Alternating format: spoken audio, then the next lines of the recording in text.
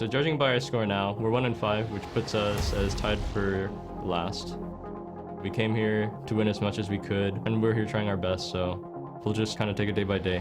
Smithy could steal across the wall with the blast cone. He's gonna jump in to and Smithy gets it! The hope is alive as Team Liquid take down RNG. 一开始就觉得就能拿1胜就拿1胜，但是没想到变成6-0，所以是非常惊讶。Gets away, Yasuo in the front line gets 2. For the Forge God from behind, EVOS will not go quietly into the night. Keep your eyes on Reckless. He's caught, he's silenced, he's feasted, but he's not dead yet. Finally, Xiaohu takes him down. Ole goes down, Double F follows. Nobody from Kingzone dies. I'm definitely having fun this tournament. He's slow. My pizza. I have to kill him. He was going to kill me. Sorry. I just hope we can win even more, so there's even more time to have fun.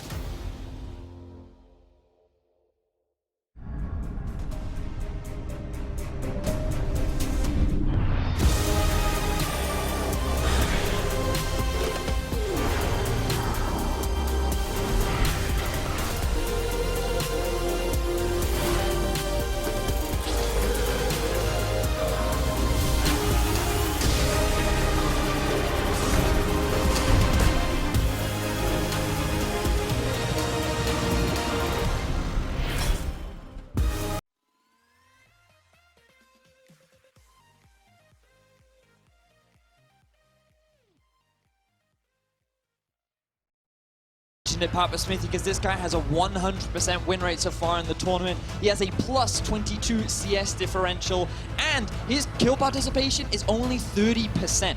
He does not get involved in fights because of how beautifully this man split pushes, and if Kingzone go back to that style, it feels like other teams really struggle to know how to deal with it. Taking a look at how the champion select has played out now that the bans are finished for the first round, you are going to see more of that supporting shielding capability removed by Kingzone, wanting to keep some of that away from Uzi by banning out the Morgana. While on the side of RNG, Gangplank and Yasuo, two very powerful solo laners, kept out of this game. With the Yasuo ban, remember that's against Kingzone, who haven't shown Yasuo on the competitive stage. One that Khan for sure can play, one that BDD was spamming in solo queue, but not one they prioritized. They've been banning on the red side. With the flip over, they ban Morgana themselves. It means that Rakan is the natural pick because that Morgana is not there to answer it. But look on the red side, the Kai'Sa is going to be unleashed for the first time for Uzi. A champion like Kai'Sa paired with a player like Uzi can spell disaster very easily if you don't keep it under control, and Kingzone will definitely have their work cut out for them in that respect. Alistar also going to be locked in here for RNG. I like this from Royal. They're saying to Kingzone, look, we're willing to fight you down in the bottom lane. Alistar is great because when the Rakan goes in, Alistar's already now closed the gap to go for that re-engage, and he sets up nicely for Uzi to go for those all-ins, especially once you hit that level 6 mark. And while I follow that logic, and certainly as the game goes on, you're going to love Uzi on the Kai'Sa, laning phase not going to be a strong point, and Xayah Rakan definitely going to be favored in the 2 versus 2. The map will develop from there. When it comes to priority junglers, I wondered if Peanut was going to go for the Graves that has been a pick for him. He returns his Graves performance from last time against RNG. It has a combat advantage over basically every jungler MXG has to pick up. And if that means that Peanut can invade, that's a good sign for Kingzone's game plan. I'm fascinated as to where RNG go with this because you definitely don't want to pick the Trundle. Olaf could be an option, but will he go for a potential stake it in lane and bringing back the Malzahar? We're back to the start of the season. Malzahar brought back up here, the power of the ultimate, that lockdown potential once you hit level 6, and especially once you have a jungler like a Lee Sin, there's a lot of playmaking power between those two. Yeah, certainly do at level 6, so much pick potential in the middle lane, and overall in terms of Royals kind of composition, they have a decent amount of mobility, a lot of strong skirmishing, a lot of good pick potential while also decent team fighting. It's just, this comp would make a little more sense to me if it wasn't at least in. Yeah. But in terms of the late game value, I feel like they fall off a little bit, but then you still have the Kai'Sa there as well. It feels like Royal, they can have a bit of everything with this comp. Meanwhile, Kingzone do one thing and they do one thing well. If they decide we're going to fight, we are going to fight. The Camille ult into the Galio, Rakan also throwing a wrench into the plans. If they get going, if they get snowballed, you cannot deny team fights. They will start them. And it's like you said, Papa Smithy, Kingzone at the end of yesterday looked like they were getting some of their mojo back. We heard from the analyst desk how Kingzone wasn't quite up to the expectations that a lot of people had for the team coming into the tournament. Now they're looking to get that momentum and no idea what's coming. Oh, and he gets completely taken by surprise. First blood over to Kingzone. Prey cashes in on that one. They'll take the blue to go with it, and that is a massive success. Exactly the way in which Kingzone want to start the game. Put MLXG behind. Dashing over the wall, continuing to chase. It's flash for flash. MLXG trying to get himself away from this one, but there's no way out. And that is a refresh red buff for Peanut, a level 2 Lee Sin in the early game, and this is falling apart for RNG. Yeah, you definitely put up your hand as MXG and say maybe next game, but it's not a scrim. We are on the live game. Line, hanging around the bottom lane, trying to make a play. Ming's able to find the knock-up onto 2. They grab the kill onto Gorilla, and MLXG gets himself back into this game. So RNG finally find a successful play in the bottom side of the map. Yes, it cost Ming's flash, but it secured the bot lane a kill and relieved some of that pressure. This is the best case scenario for RNG in this early game to, as you said, Flowers, get MLXG back into this game. It's really nice timing as well. Galio's not actually in range to ult, so this is the timing you want. MLXG patient. He has hit the level 6 mark. He does have the kick available. Waiting for the timing here, MLXG. He was waiting for the call. We know Uzi usually leads these plays. They knew they had the damage and it was well executed. I love the fact that MLXG also flashed to kick in Gorilla to the wall so that he would be suspended in air for... Is to try these ganks, trying another one. Khan might be in some danger here. Dodges away from the ultimate very, very well. The L play. Now can he get himself away from Let Me? A little bit more damage would seal his fate, but Khan's doing a wonderful job evading. It'll still be 1-for-1. Khan's so reliable on dodging out on key spells with the ultimate. He does it there. Not quite the 1-for-2. The teleport cancelled by BDD. Seems like Peanut and the team of Kingzone just want to load the troops, take the Infernal, and they'll be pretty happy with a 1-for-1 in a 1v2. Khan does it once again, demonstrating his proficiency on this champion. In a 1v2, finds the outplay, and his team is able to get something off the back of it as well. Kingzone just continuing to extend this early lead in their favor, even after all of MLXG's efforts. And what I wanted to mention was, MLXG, if he goes to his camps, Graves is tracking them. He'll be there. If he goes for the ganks, much less likely. So the battle warning doesn't happen. Watching the outplay here, dodges so much damage with the ult. Gets the 1-for-1. That's just Khan on Camille, and it's something RNG did leave open and opt into. Now, one of the big things was that Khan did use his flash in that gank. Is BDD in the middle lane. He has the ultimate to join any fight, and he also has a TP advantage over Kingzone, but the collapse could come in from RNG. BDD gonna find himself found out here. Xiaohu locking him down. MLXG grabbing the kick backwards. BDD pops the stopwatch, looking to stay alive. An extra moment, won't be able to get away. 1 versus 4.